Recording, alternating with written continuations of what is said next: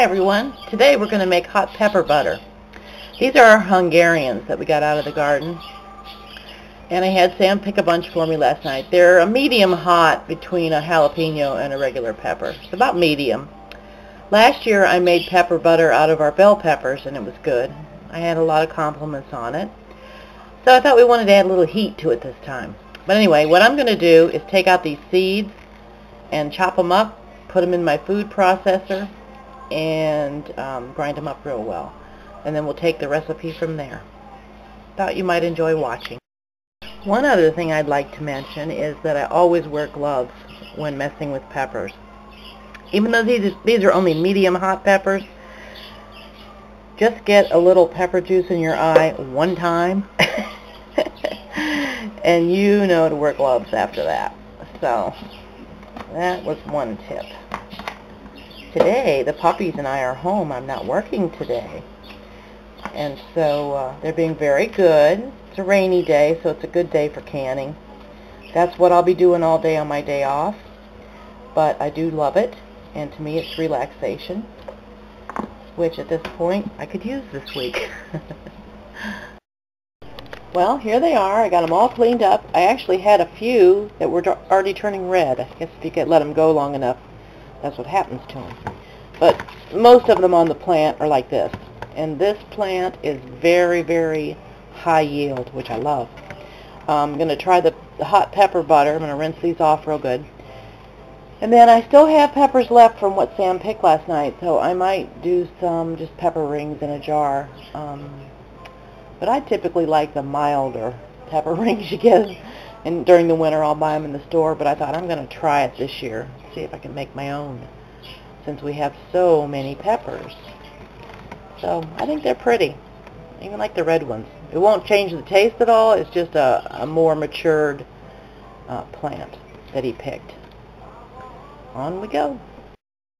Well, here is what I've shredded of the peppers. It doesn't look like that many peppers, but it is.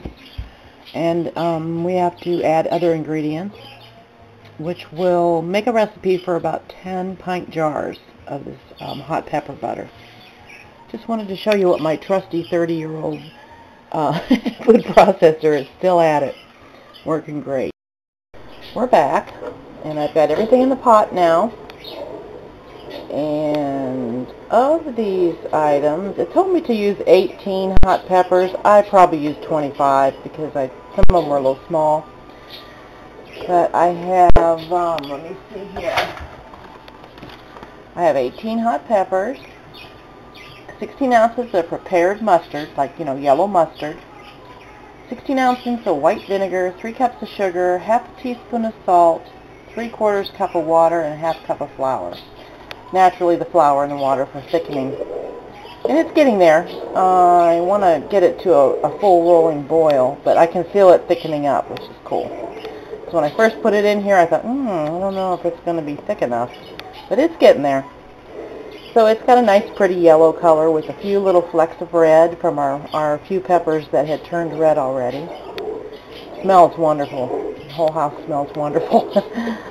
So we're getting there. I wanted to show you the next few steps. And I didn't show you me putting in all the ingredients because, that's kind of redundant. But I want to take you at least this far to see how it's thickening up and the consistency. So our next step will be, I have hot jars in the oven, is putting it in our jars. It does call for a water bath canner for this.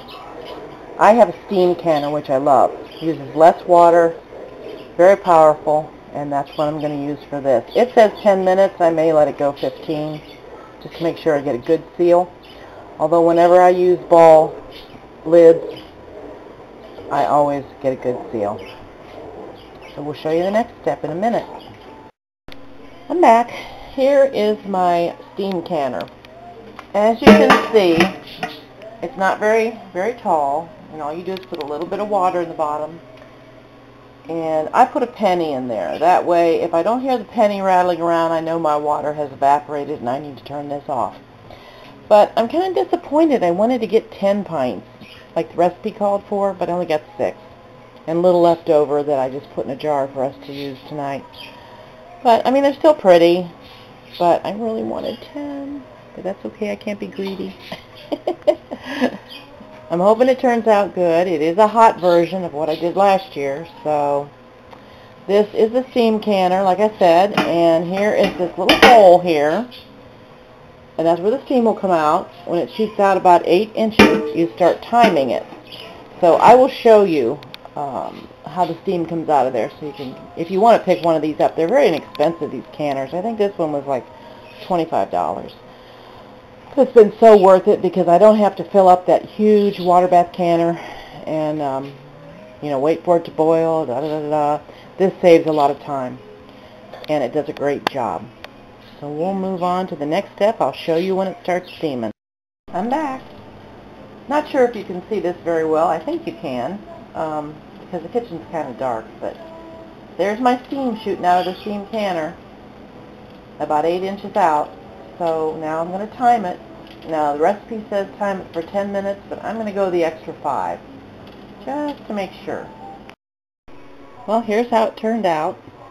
One thing good about the steam canner, too, you don't really need to wait too long before it cools off. As you can see, it's still warm. I can touch it. It's still warm, but I can pick it up and stuff. I think they turned out kind of pretty. Just wish there would have been more of them, but that's okay. There's a lot more peppers where those came from. Hope you enjoyed the video. Thank you.